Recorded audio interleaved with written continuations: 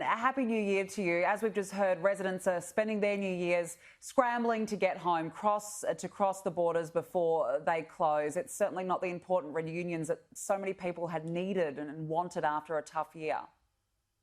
No, good morning, and it is challenging again. 2021, sadly, is going to be challenging for quite some time yet until the pandemic comes under control. So it is disrupting people's holiday plans, their family reunions, that time of year when we often get together and cope by taking a holiday, being with each other, supporting each other. We're going to need to do that especially well with this ongoing real challenge to our social fabric. And we've seen, obviously, in parts of Sydney, we're seeing more outbreaks of the virus itself. How might people be feeling at the moment? Well, I think people are afraid again. You know, every time we seem to be past this particular issue, you can just see in your story from Victoria, who've been through really tough times, suddenly find themselves potentially back despite all the good work they've done. I think in New South Wales, people are concerned, you know, whether New South Wales has acted fast enough and significantly enough to contain the situation. On the other hand, people are trying to manage life. You know, they're trying to make the most of this time of the year. It is important for people to connect. It is important for families and others to do what they need to do. And normally, it's a time when we recharge our batteries, we take time off, we enjoy what a great place Australia is. So it's hard not to be able to do this at the time. Very hard not to be able to travel interstate, see the people you love and care about, connect with people and feel physically recharged for the year ahead. Have you got any tips on how people can manage their mental health during this tough time? Well, I think the really good thing is that we're discussing the mental health challenge, that it is a situation where people can be fearful, people can be disconnected, people can be isolated. So the main message is to reach out, not just to take care of your own family, the people very close to you, but stay in contact with people, with workmates, with friends that you may not have seen.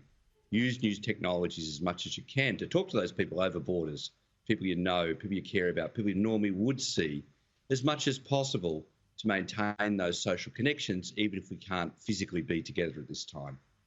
Yeah, some great advice. Certainly not the same as being together in person, but all the same. When you can see them on FaceTime, it does make a difference.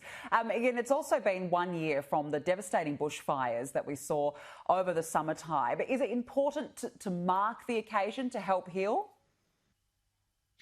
And I think you've raised an important point. The bushfires were really challenging right from southeast Queensland down the New South Wales coast and into Victoria. So important not to forget the extent to which those communities have suffered and actually still are trying to rebuild their lives. So in the middle of everything else that's going on for the rest of Australia, I think it's important that we do recognise those communities, that we reach out, and that it can be a difficult time. The anniversary of those events can be difficult. At least we don't seem to be in the same bushfire season this year, so that's we should be thankful for. But reaching out and supporting those particular communities, like the south coast of New South Wales and parts of the Gippsland and still parts of the mid-north coast of New South Wales are still doing it quite hard. So connecting with those communities, being concerned and continuing the efforts to rebuild those communities is critical to their mental health and well-being. Yeah, it's hard to even believe that it's been 12 months since that event. Ian, let's talk about New Year's resolutions. We know many people do it, many people plan. What are their goals for the new year? Is it healthy to do so?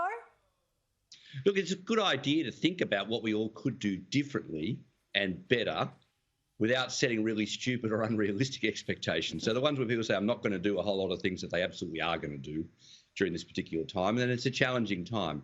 But I think some of the ones on the social front, where people might, you know, being kinder to each other, being connected with each other, supporting each other, reaching out to people who are not your family, but people you do care about, those kind of ideas, I think really are worth promoting this year. So somewhat different resolutions, I think, a little less about me and a little more about us and what we might actually do together, because the challenges are going to still be here for quite some time this year. Okay, so how can we look after our mental health in the new year?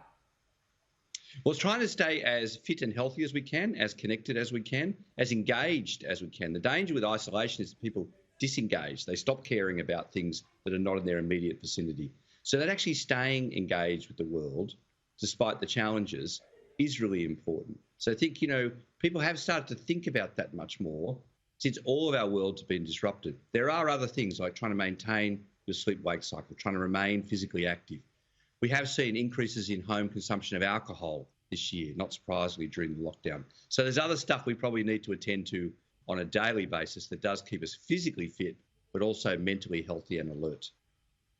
Well, here's to hopefully a better 2021 for many of us. Ian Hickie, thank you for joining me this morning.